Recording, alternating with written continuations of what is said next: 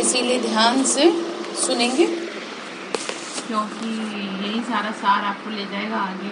ठीक है। आज 3 तारीख के मीठे बाबा के अव्यक्त महावाक्य है। रिवाइज कोर्स की डेट है 10/8/91।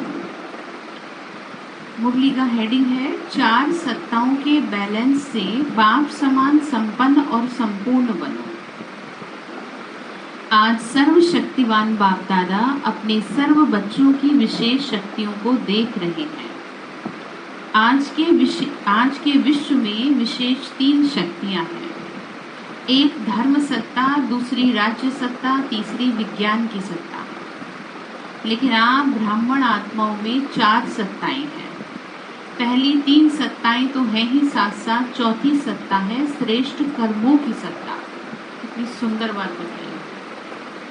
ये याद रखने वाली बात है, क्वेश्चन बन जाएगा ये कि चौथी सत्ता कौन सी है। ठीक है। तो आज के विश्व में इस चौथी सत्ता की कमी है। ठीक है ना, यानी श्रेष्ठ कर्मों का ज्ञान नहीं है। इसको ही कहा जाता है श्रेष्ठ चरित्र की सत्ता। इन 4 सत्ताओं द्वारा आप ब्राह्मण आत्माएं अपना और विश्व का कल्याण कर रही हो। अच्छी तरह से जानते हो कि चारों ही सत्ताएं हमारे में हैं, ऐसा नहीं कहीं और है। आपको दिखाना, अपने को जागना पड़ेगा, जगाना पड़ेगा कि श्रेष्ठ कर्म भी मुझे ही करने हैं। ठीक है। तो चारों ही है, वो सिर्फ एक धर्म की सत्ता है। धर्म सत्ता अर्थात सदा श्रेष्ठ सुखी खुशनुमा जीवन जीने की कला। ये क्या है?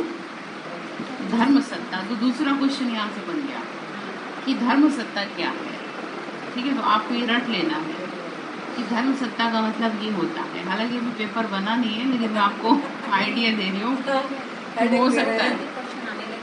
हाँ, क्योंकि मुझे भी नहीं पता कि पेपर कैसा आएगा। तपस्या वाला पेपर था ना, उसमें तो काफी सारे क्वेश्चन बन रहे थे, बहुत ज्यादा। तो इसलिए ध्यान से सुने। तो धर्म सत्ता किसे कहा? सदा श्रेष्ठ सुखी खुशनुमा जीवन जीने की कला। इसको ही धर्म अर्थात धारणा कहा जाता है। राज्य सत्ता अर्थात अपने को और राज्य को अर्थात अपने कर्म साथियों को अपने स्नेह और शक्ति के बैलेंस द्वारा सर्व प्राप्ति संतुष्टता का अधिकार, दाता बन अनुभव कराना। ठीक है। राजा अर्थात दाता। तो राज किस पे करोगे? जिसका कल्याण करोगे उसी का पे तो राज करोगे ना।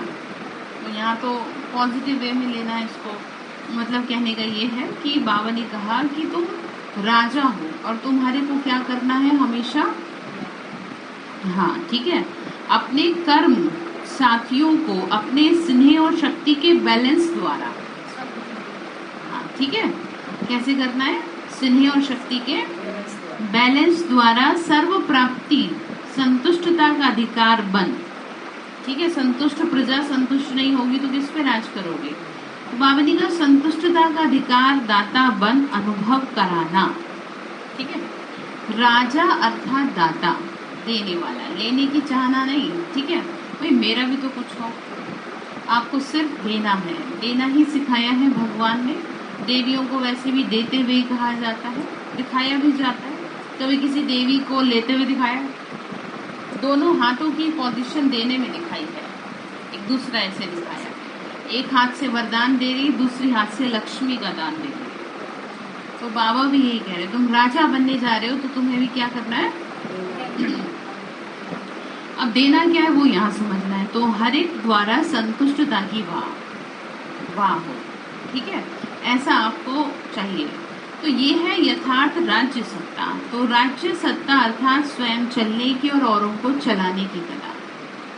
स्वयं भी चलना और सबको साथ लेके चलना। संतुष्टता हो, संतुष्टता की वाह हो, अंदर में मन संतुष्ट हो। जैसे अभी आप स्वयं तो चल रहे हैं, लेकिन और बाकी के लोग तो नहीं साथ में चल रहे, संतुष्ट नहीं है, हर तरह से कुछ ना कुछ समस्याएं हैं। तो बाबा ने कहा तुम ऐसे बनो कि जो सभी तरफ से, हर एक शब्द यूज किया बाबा ने, हर एक द्वारा संतुष्टता की वाह। मजा तो तब है ना। तो फिर आगे क्या कहा? फिर कहा विज्ञान की सत्ता अर्थात विज्ञान द्वारा, साधनों द्वारा प्रत्यक्ष फल की अनुभूति कराने की कला, श्रेष्ठ कर्म की सत्ता, अर्थात कर्म का वर्तमान फल खुशी और शक्ति अनुभव करना।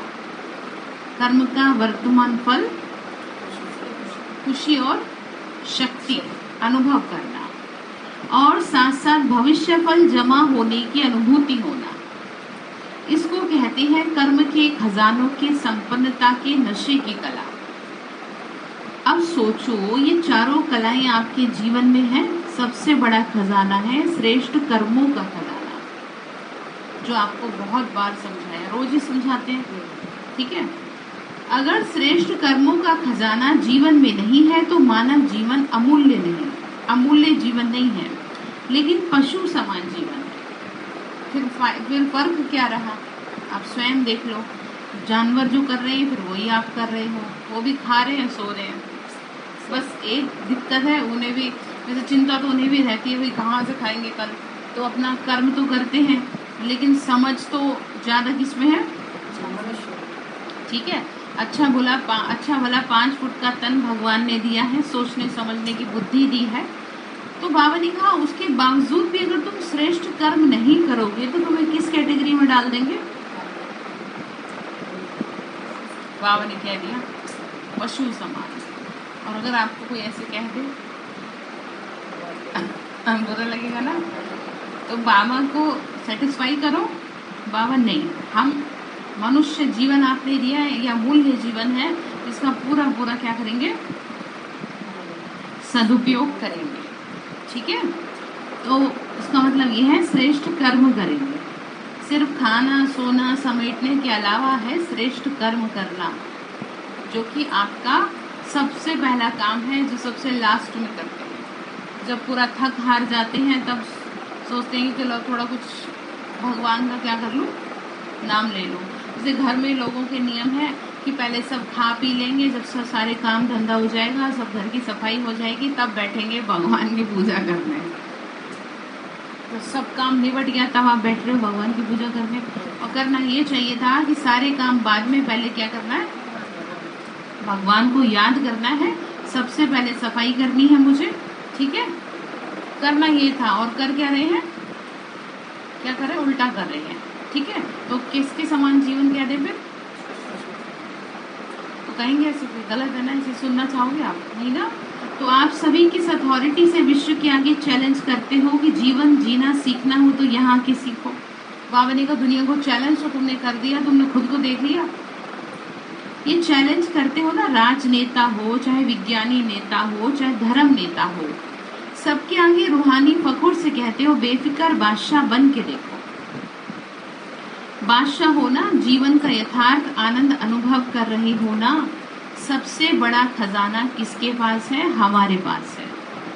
अथॉरिटी से कहते हो ना, क्योंकि दुनिया में 3 सत्ताएं हैं, आपके पास 4 है, ठीक है। चौथी सत्ता अगर नहीं है तो तीनों सत्ता व्यर्थ है। अगर आपको अच्छे काम करने की नॉलेज नहीं है, आपके जीवन में पुण्य कर्मों का खाता ही नहीं है, आपके जीवन में वो सब्जेक्ट ही नहीं है, तो आपका जीवन व्यर्थ है।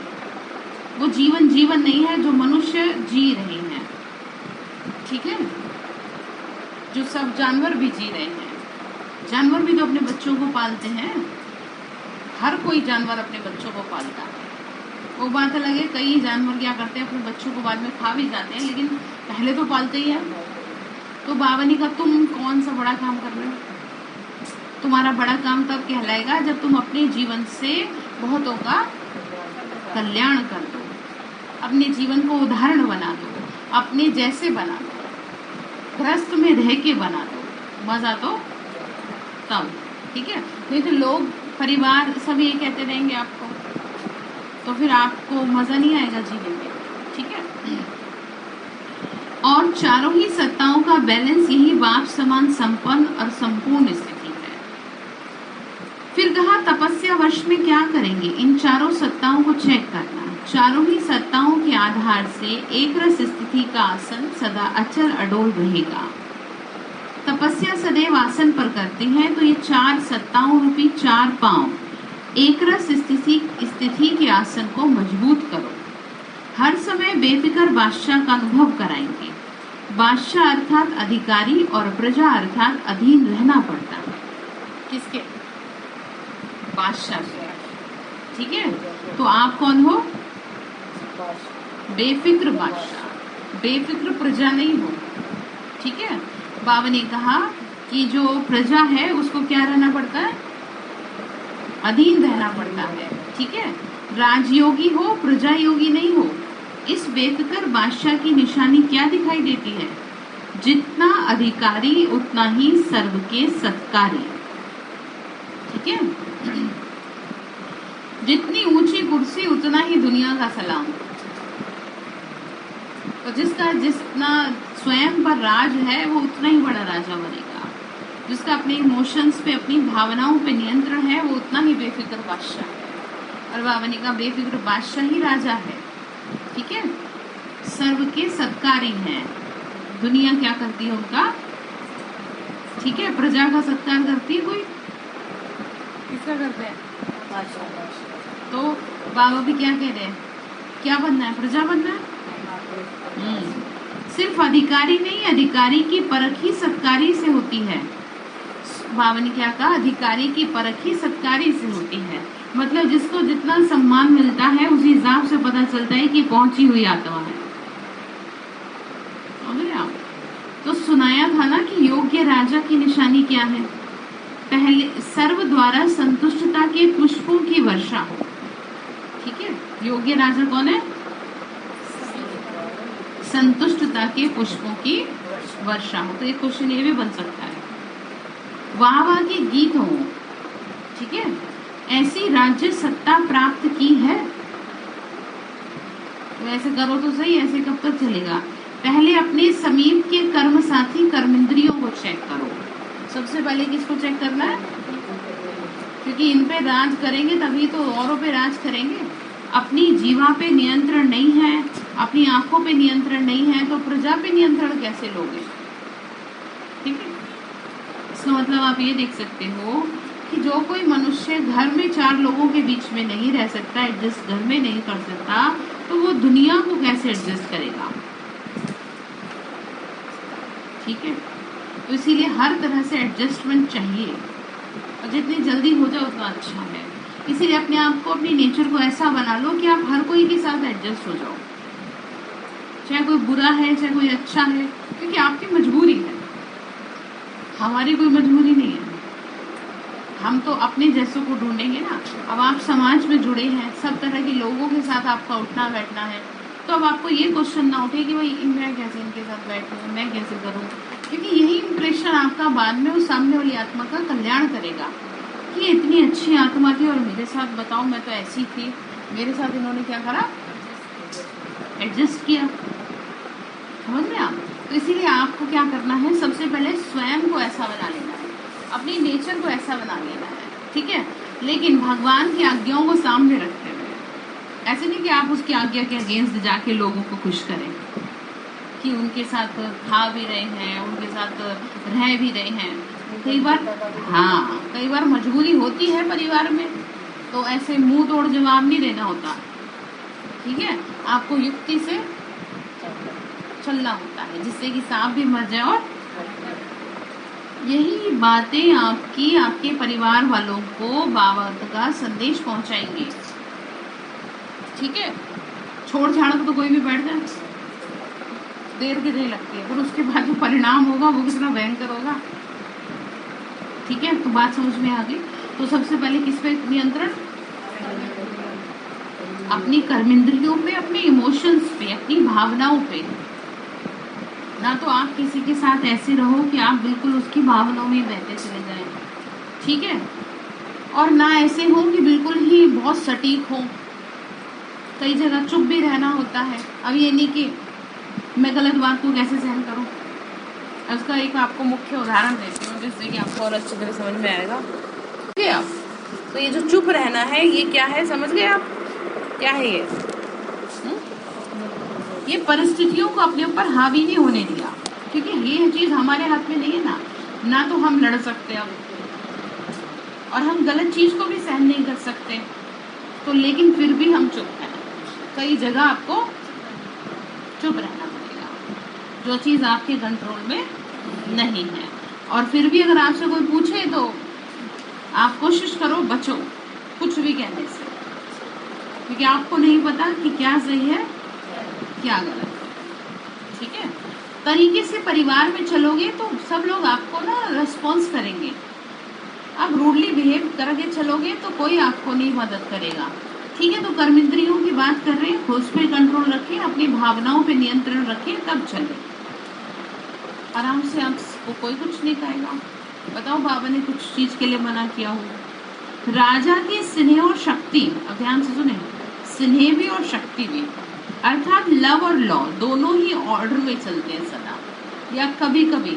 तो बाबा कह रहे तुम राजा हो, राजा बनने वाली आत्मा हो ना, क्या तुम्हारा ऐसे है कि तुम बिल्कुल ही किसी के बिल्कुल ही हो लिए प्यार में डूबे ही चले गए उसके, आप सब नियम मर्यादाओं को भूल गए? ऐसे नहीं। ठीक है, नियम मर्यादाएं अपनी जगह है और भगवान का प्यार और हमारा आपसे प्यार अपनी जगह। और जहाँ इसका कुछ दुरुपयोग होने लगेगा वो प्यार भी आपसे दूर होने लगेगा। ठीक है, तो लव और लॉ। तो मजबूरी से चल रहे हो क्या, पूछ रहे हैं? कहीं ऐसा तो नहीं कि मजबूरी से चल रहे हो या मोहब्बत से चल रहे हो? मजबूरी क्या, ये तो भाग्य की बात है। ठीक है, मोहब्बत से चल रहे हैं ना, भगवान से प्यार है, दिखावा मात्र है या दिल से है? ऐसे ही सारे दिन की दिनचर्या में अपने कर्म संबंधी या कर्म के साथियों को देखो, उसके साथ सर्व संपर्क में आने वाली आत्माओं को देखो कि मुझ राज्याधिकारी आत्मा द्वारा कितने % में और कितने संतुष्ट और हर्षित है, हर्षित रहे। तो आपको ये देखना है। ठीक है, ये है राज्य सत्ता की यथार्थ अनुभूति। विज्ञान की सत्ता की चेकिंग कैसे करेंगे? राज्य सत्ता समझ में आ गई आपको? क्या समझाया बताना? लव और का क्या होना चाहिए? बैलेंस होना चाहिए। मैंने आपको बता दिया। ठीक है, ना तो आपको हाँ करना है और ना आपको ना करना। आपको स्वयं को बचा लेना है। ठीक है, हाँ ठीक है, इतना प्यार भी नहीं कि बिल्कुल आप उसी के हो जाओ और ऐसे भी नहीं कि आप उसके होकर के नियम मर्यादाएं तोड़ दो।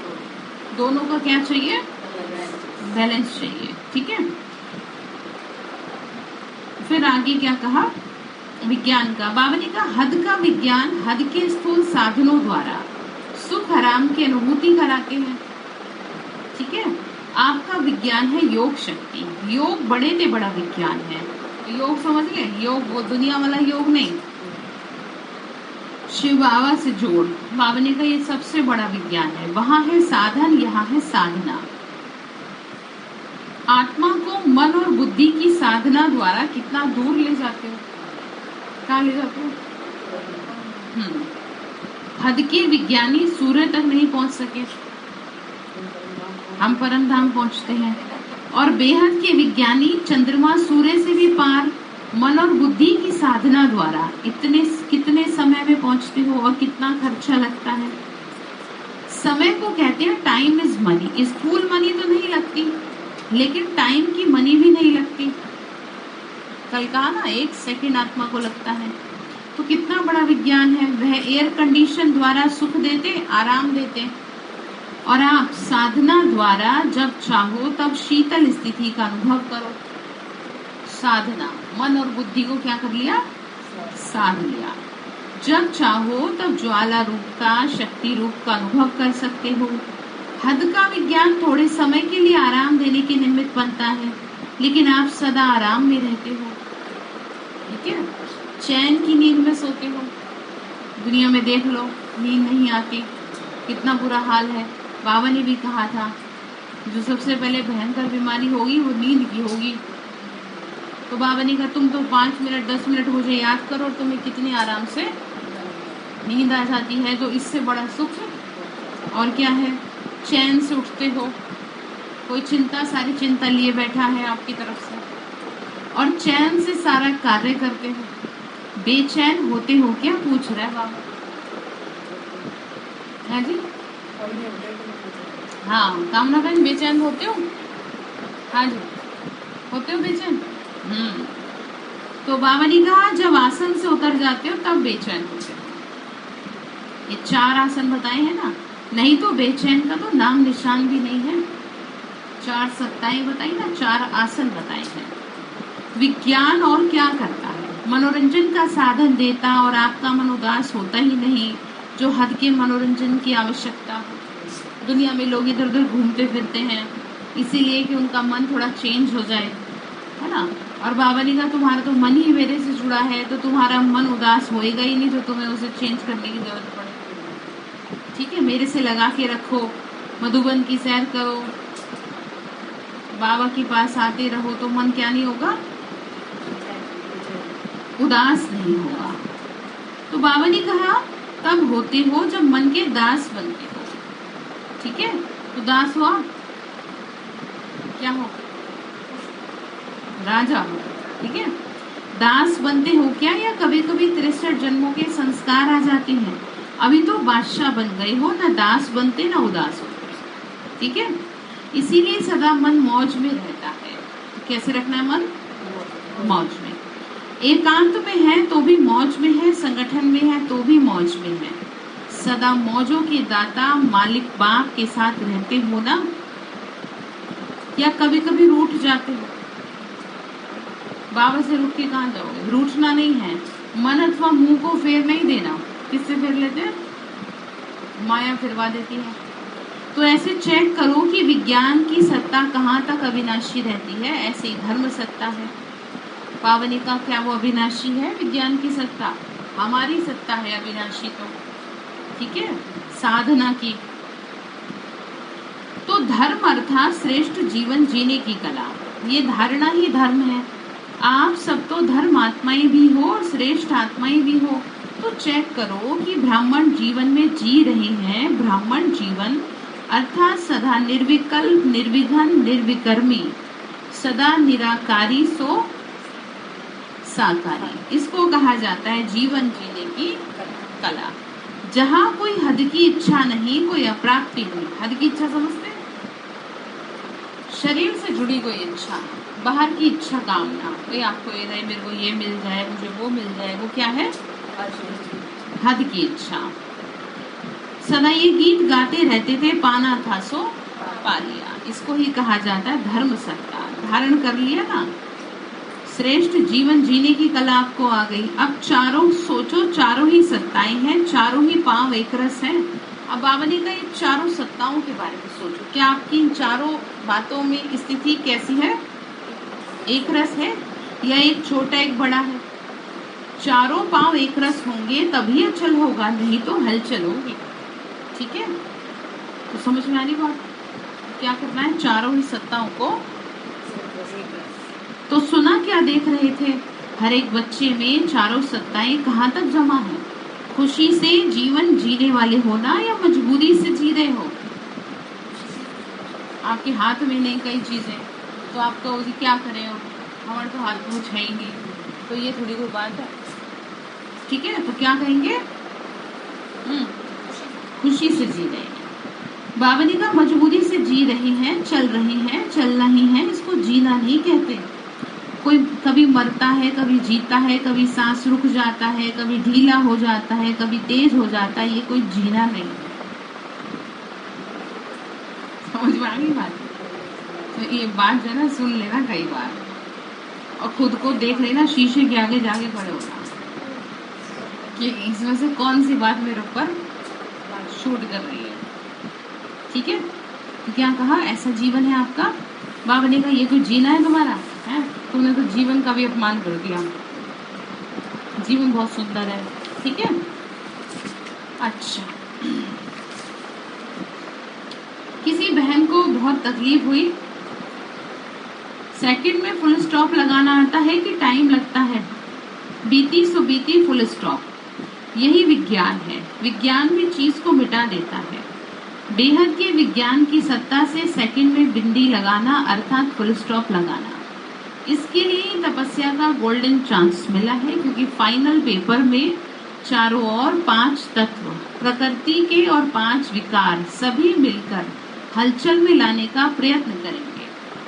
ठीक है, अति हलचल में सेकंड में अचल रहने की पास विद ऑनर बनेंगे, रहने वाले ही पास विद ऑनर बनेंगे।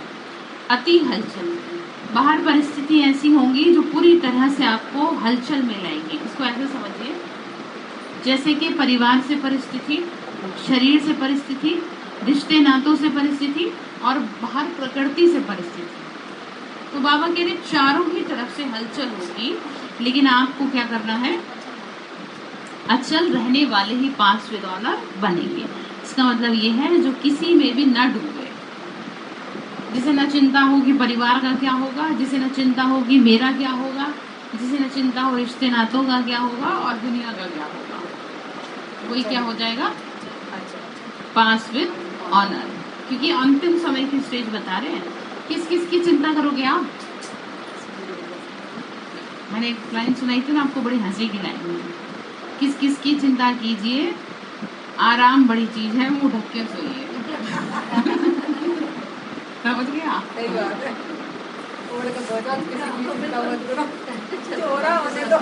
तो फिर अब बताओ, बाबा भी कह रहे किस किस की चिंता करो। अच्छी बात है। तो बाबा ने कहा तभी क्या बनेंगे आप, पास विद ऑनर। ऐसे नहीं समझना कि लास्ट में एकांत में बैठ पेपर देना है, कोई स्पेशल पेपर होगा। पेपर चलते रहेंगे, अति हलचल में अति अचल, ये है पेपर, यही क्वेश्चन आएगा। इसीलिए अभी से अभ्यास करो, कि अभी से अभ्यास ऐसे करो, आपके घर परिवार में जो भी कुछ आप देख रहे हो, अपने शरीर को देख रहे हो, बाहर को देख रहे हो, हर तरह से दिमाग को शांत रखो, वही पास विद ऑनर बनेगा, क्योंकि उसकी शक्ति जमा हो जाएगी ना। अब आप जिसके बारे में भी सोच लोगे ना, वहीं से आपकी शक्ति नष्ट होने लगेगी। हाँ, आप चाहते हो कि मेरी शक्ति अंतिम समय के लिए बची रहे, मैं चीजों को फेस कर सकूं, तो इसीलिए जो भी हो रहा है ना उस पर दिमाग मत लगाओ। आप ये सोचो मुझ में ताकत कितनी है भरी है अभी। जैसे कहते हैं ना कि अभी इतना पैसा इकट्ठा हुआ नहीं है, तो आप ये देख रहे हो आपके पास श्रेष्ठ कर्म कितने इकट्ठे हुए हैं, और जो वही आपको अंतिम समय पे काम की पुण्य कर्मों की कमाई ही आपको बचाएगी, अदरवाइज कुछ भी नहीं। वहां बनेगा ये पेपर है। अच्छा, फिर क्या कह रहे, बाहर की हलचल मन को हलचल में नहीं लाए, इसी को कहते हैं विजयी रतन। ठीक है, क्या कहते हैं? तो बनेंगे आप विजयी रतन।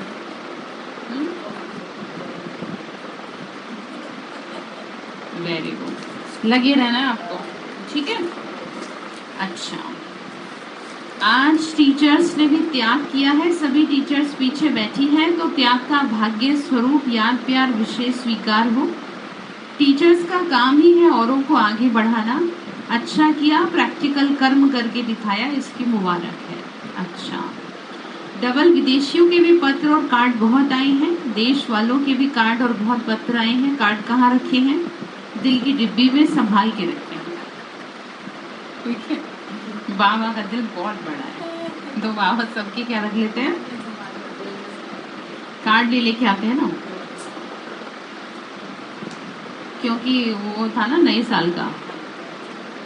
तो जिन्होंने भी नए वर्ष की याद प्यार भेजी है, उन्हों सहित सभी बच्चों को नए वर्ष के हर समय में नवीनता की मुबारक हो, मुबारक हो। अब विश्व में एक एग्जाम्पल बन के दिखाओ कि कर्मयोगी स्थिति की क्या कमाल होती है। जो एग्जाम्पल बनता है ड्रामा में एग्जाम के टाइम, उसे एक्स्ट्रा मार्क्स मिलते हैं। उदाहरण बन के दिखाए जो दूसरों को ऊंचा उठाए, आपको देख के दूसरों में हिम्मत आए। ठीक है, अच्छा, पार्टियों से मुलाकात है अव्यक्त बाप दादा की। बाप के साथ स्नेह से रहने, स्नेह से श्रेष्ठ स्थिति का सहज अनुभव कर रहे हो ना। दिन रात बाप के साथ की अनुभूति सहज ही श्रेष्ठ अनुभव कराते होंगे, क्योंकि समीप से शक्ति मिलती है। जैसे साकार में समीप रहना सहज लगता है, ऐसे अव्यक्त में जितना टेंशन देते रहेंगे उतना सहज अनुभव करेंगे। सभी निरंतर योगी होना, योगी जीवन वाले हो। जीवन निरंतर होती है, 2 घंटे की नहीं होती। जब एक बार अनुभव कर लिया कि बाबा मेरा, मैं बाप का, तो अलग कैसे हो सकता। तो यही क्या है, योग है। निरंतर योगी जीवन में अतीन्द्रिय सुख आनंद की अनुभूति होती है और मेहनत भी नहीं है। मेहनत वाला काम कभी कभी किया जाता है और जो सहज होता है वो सदा कर सकते हैं। तो सहज लगता है या मुश्किल लगता है? माया तो नहीं आती। इस समय नशा चढ़ा हुआ है तो माया दिखाई नहीं देती, और वहां जाएंगे तो कहेंगे क्या करें, हो गया। निरंतर की स्थिति अच्छी है। बाबा ने कहा एक बाप के सिवाय और ऊंचा है ही क्या। एक ऊंची चीज प्रिय लगती है ना, और दूसरा जो प्यारा होता है वो प्रिय लगता है। तो बाबा ऊंचा भी है और सबका, तो सबसे प्यारा सबसे ऊंचा बाप ही तो है। तो क्या याद आएगा फिर? तो और क्या याद आता है आपको? क्या याद आएगा बताओ? सिर्फ बीच बीच में खुद को चेक करते रहो, ये अंडरलाइन करो, ठीक है? थोड़ा भी परसेंटेज कम हो तो उसको बढ़ा देना चाहिए कि आज मेरी याद कम हुई, मैं उसको पूरा करूँ, चाहे मैं सोने से पहले करूँ, कैसे भी करूँ। बाबा ने जैसे सुदर्शन चक्र के लिए कहा था, सोना बाद में पहले, हाँ ठीक है। तो बाबा ऐसी किसी चीज के लिए नहीं कहते, कुछ कारण होता है तभी कहा जाता है। फिर माया को आने की मार्जिन नहीं रहेगी। बाबा ने कहा फिर माया कहाँ से आएगी बताओ, ठीक है? लेकिन होता क्या है, चलते चलते साधारण स्थिति होती और समझते हैं याद तो है नहीं, बाबा बाबा तो कर ही रहे हैं, भूले तो है नहीं, लेकिन साधारण होते होते विस्मृति की ओर चले, भूल जाते हैं। इसीलिए साधारण भी नहीं होने दो, थोड़ा भी परसेंटेज कम हो तो ऐड कर लो, तो सदा क्या रहेंगे, शक्तिशाली रहेंगे। ये है इम्पोर्टेंट बात जो आपको सारा दिन समझ में आए और उसको आप करते रहें। शक्तिशाली आत्मा के बीच में माया के आने की हिम्मत नहीं होती। माया आए फिर युद्ध करो, इसमें क्या जाता है, टाइम, और शिव बाबा से लिंक टूट जाता है। टूटे हुए लिंक को जोड़ना, उसमें निरंतर में अंतर बढ़ जाता है। एक बार तो टूट गया, जोड़ोगे टाइम लगेगा, और जुड़े ना जुड़े।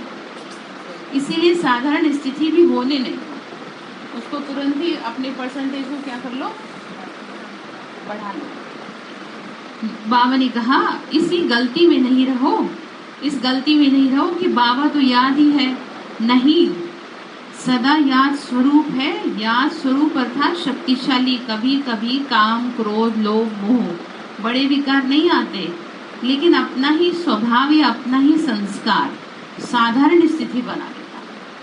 समझ लो, यलवेलेपन के रूप में माया आती है। स्टडी रोज करते हैं, मुरली भी सुनते हैं, सेवा भी करते, लेकिन जैसा होना चाहिए वैसे नहीं चलते। लेकिन स्पीड क्या है, चलने के साथ स्पीड भी अच्छी, ठीक है? ऐसे नहीं किसकी तरह, कौन चलता है धीरे धीरे, तो ऐसे चलते हो आप, 1 घंटे में 1 पाँव रख के आगे को पता चले हाँ तो रहे हैं कर रहे हैं, बताओ। देखो कुछ लोग स्पीड की बात कर रहे हैं।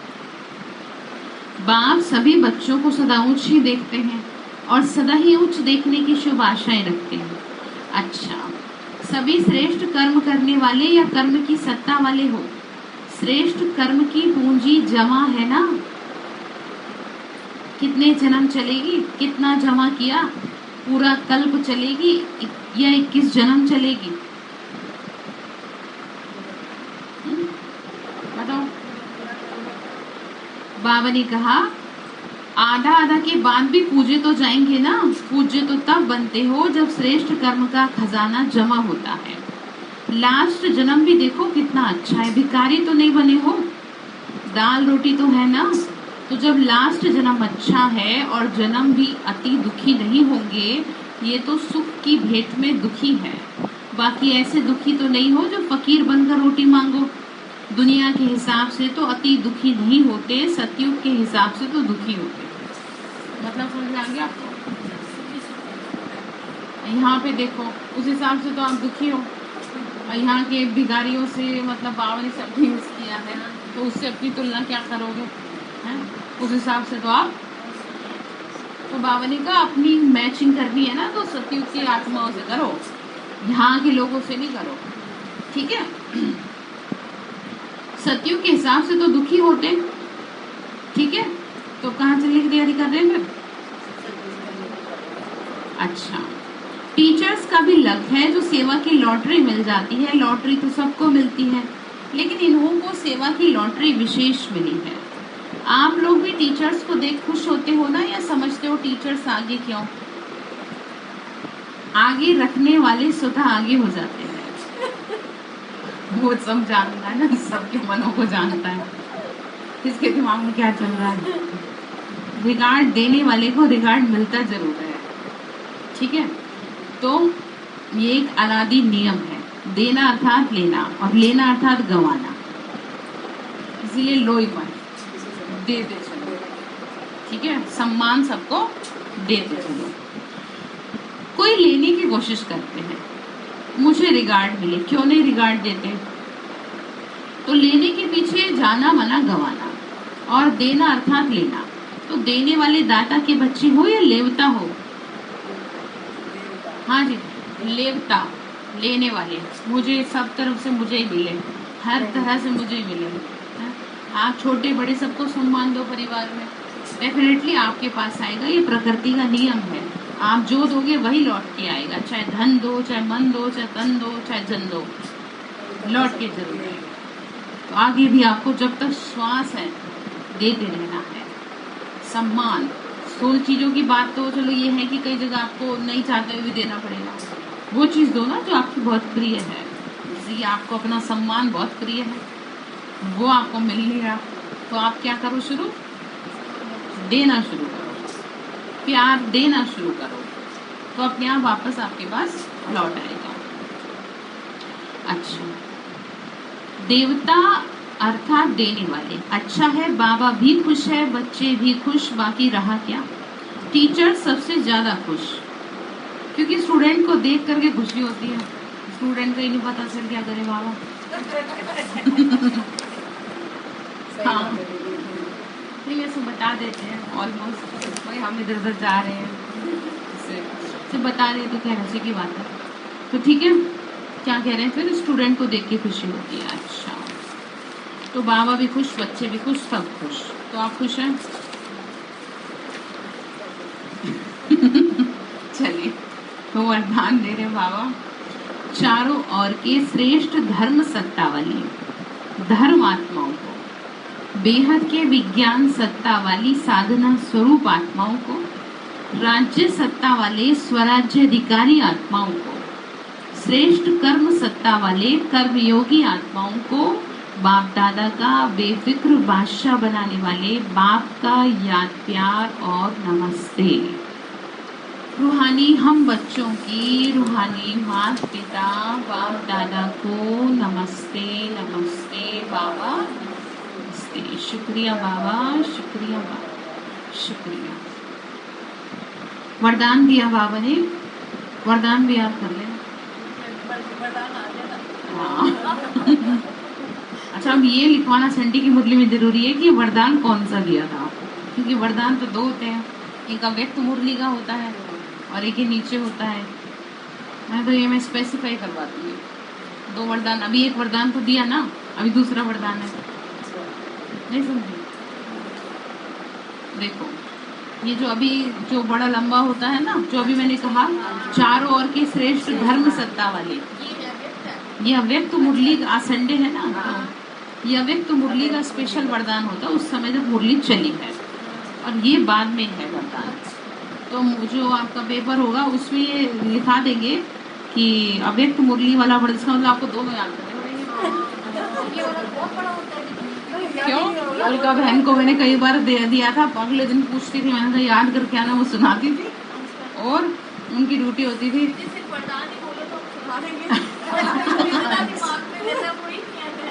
नहीं नहीं, कोशिश तो करो, कोशिश करो, ठीक है?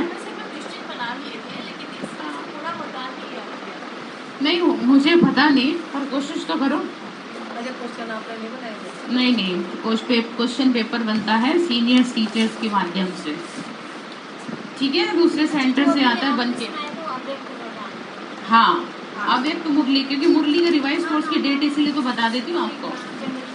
हाँ, ठीक है।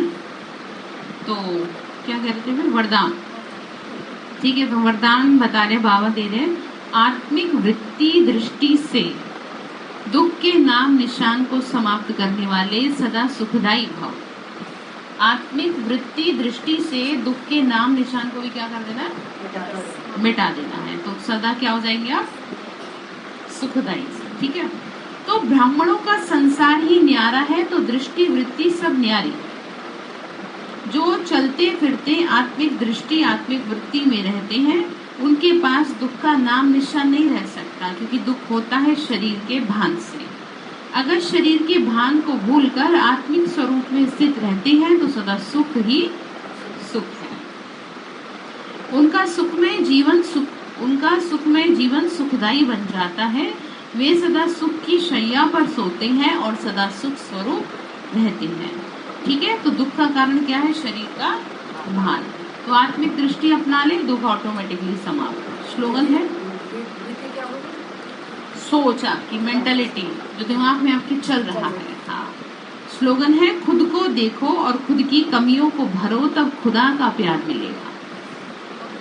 ठीक है, खुद को देखना है और दूसरों की कमियों को भर देना,